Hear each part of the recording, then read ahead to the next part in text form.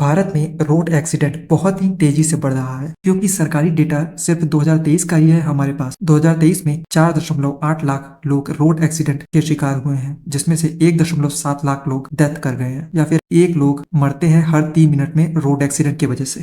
अब इसका क्या क्या कारण हो सकता है?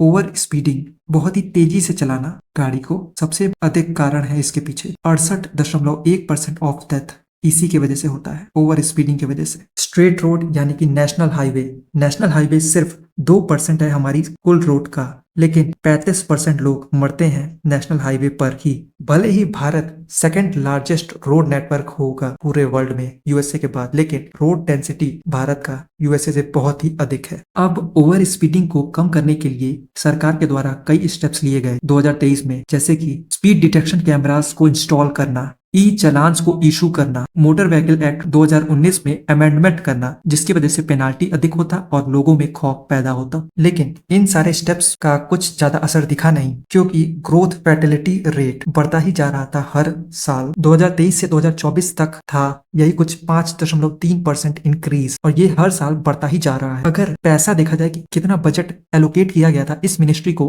रोड सेफ्टी के लिए, ministry of road transport and highways, 2023-2024 में सरकार ज्यादा ध्यान दे रही थी कंस्ट्रक्शन पे बजाय सेफ्टी के। मतलब कि कंस्ट्रक्शन ऑफ रोड पे ज्यादा ध्यान दिया जा रहा था, रोड सेफ्टी मैकेनिज्म पे उतना ध्यान नहीं। टोटल मिनिस्ट्री बजट था 2.7 लाख करोड़ रुपए, लेकिन रोड सेफ्टी के लिए सिर्फ 330 करोड़ रुपए एलोकेट किया गया, जो कि था लगभग 0.12% टोटल का। यह बहुत ही कम है। मेंटेनेंस और रिपेयर के लिए 2600 करोड़ रुपए एलोकेट किया गया, जो कि था सिर्फ 1% ऑफ मिनिस्ट्री बजट, जबकि पार्लियामेंट रिकमेंड करता है यही 10% होना चाहिए। इन सबके साथ ही साथ under utilized road safety funds, जो कि था 41%, यानी कि लगभग 135 करोड़ रुपए यूज ही नहीं हो पाए 330 करोड़ रुपए में से, क्योंकि स्टेट इंप्लीमेंट कर ही नहीं पाया टाइम पर। यानी कि 330 करोड़ माइनस 135 करोड़ जितना भी होता है उतना ही सिर्फ रोड सेफ्टी पर खर्चा कर पाया गया 2023 में। तो हम देखें कि कई स्टेप्स लेने के बाद भी हमारे इम्प्लीमेंटेशन मेथड में कमी रह गई। कहीं डिले हो गया स्टेट के द्वारा, कहीं बजट रोड सेफ्टी को कम दिया गया, कहीं दिया गया तो उतना यूज हो ही नहीं पाया समय पर। रोड एक्सीडेंट की वजह से हमारे देश का जीडीपी